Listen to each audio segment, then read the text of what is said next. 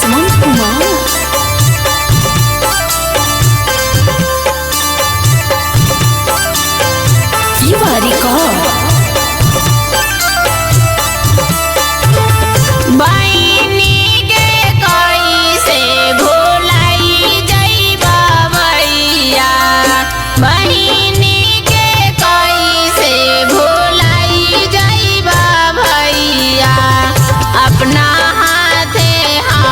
के बिसारी देवा भैया अपने हाथे हम के बिसारी देवा भैया। ऐसन बानी सुनी बहिनी फाटो हो करी जावा।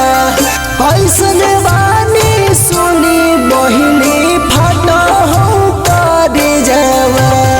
कैसे बिसराई दियो पापा के दुलारिया। कैसे बिसराई दियो दुलारी बहिनिया। दुनिया के रीता है गे बहिनिया। सब लागी यही रीत है गे बहिनिया।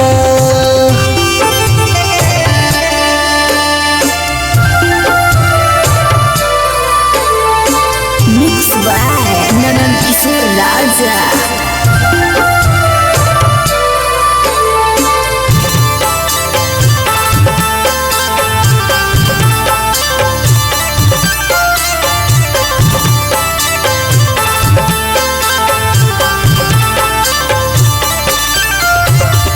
बचपन से पोस के जियान कैला पापा जी।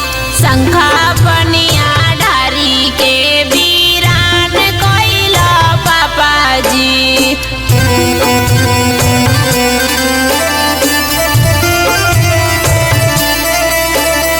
पापा के दुलारवा भुलाई गइलो बेटी। पढ़ते से नूर